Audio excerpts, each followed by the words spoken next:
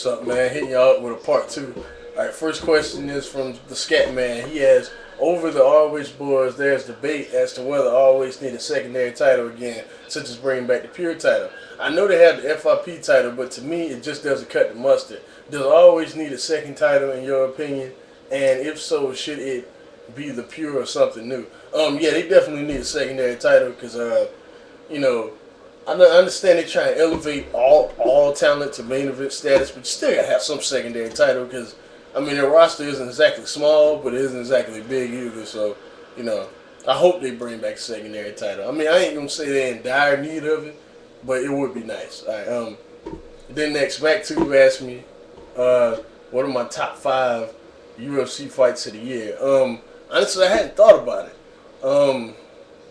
I'd say probably my fight of the year though is Tim Sylvia and Randy Couture. Even though it wasn't the most competitive fight of the year, it's still just what Randy Couture was able to do in that fight was amazing.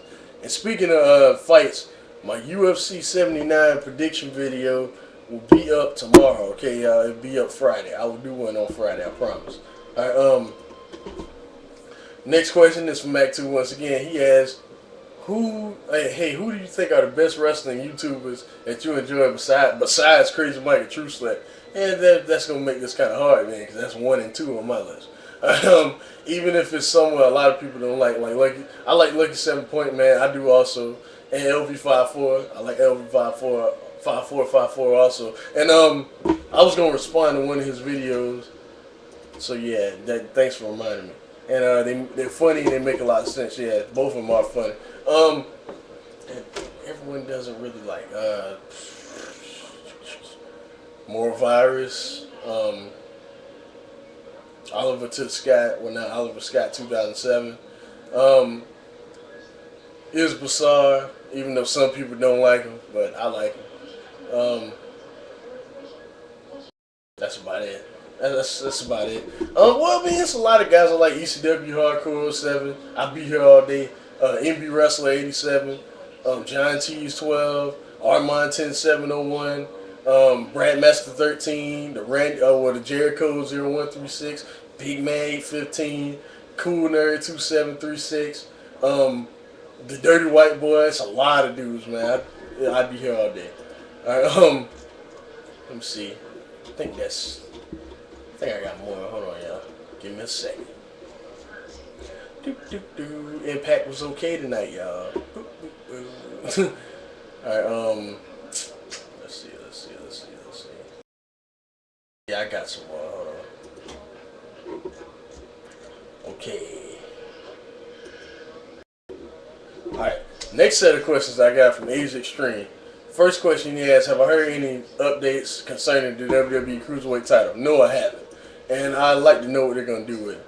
Alright, I'm sorry it took so long to find the questions, y'all. But anyway, what did I think of his ECW Barely Legal Dream card? Yeah, it had a lot of good matches on it, man. It was a pretty good card. Alright, who are my top 5 favorite masked wrestlers? Okay, if you're asking right now, of all time. Okay, of all time, I can give you that. I can't give you right now. Of all time, number 1, Jushin Thunder Liger. Number 2, Tiger Mask. Number 3, Rey Mysterio. Number 4, Super Dragon, because I love that guy. Number 5,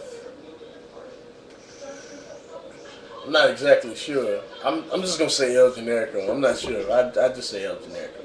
All right.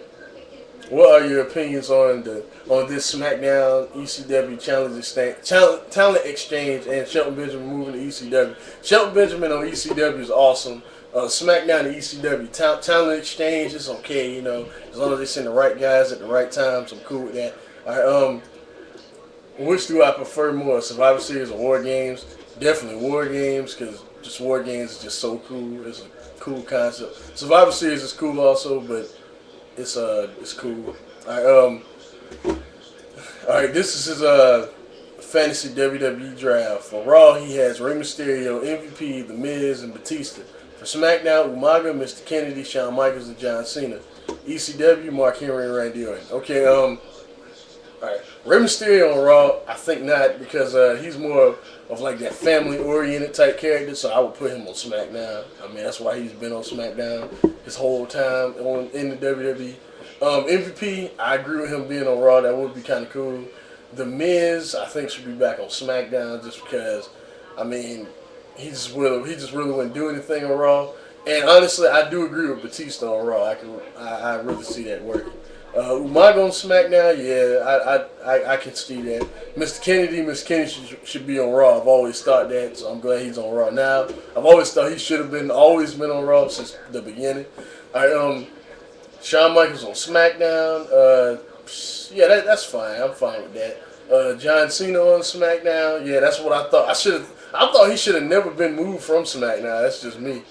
I understand he's the top guy, but like True Slayer said, he just seemed more of a SmackDown guy to me. Like, I don't agree with Edge on SmackDown. I think Edge should still be on Raw because he's just that kind of character. He needs to be on Raw. You know what I mean? Or, yeah, he should be on Raw. All right, ECW, Mark Henry. No, because I think ECW should just pick up guys that are really good in the ring. That's just me. And Randy Orton on ECW. It could work, but I would rather see him in on the Raw like he is now. So yeah. All right. But yeah, good draft. Good draft. The next question he asked me, non-wrestling question. What did I think of the East Coast, West Coast versus West Coast, aka Death Row Bad Boy Wars?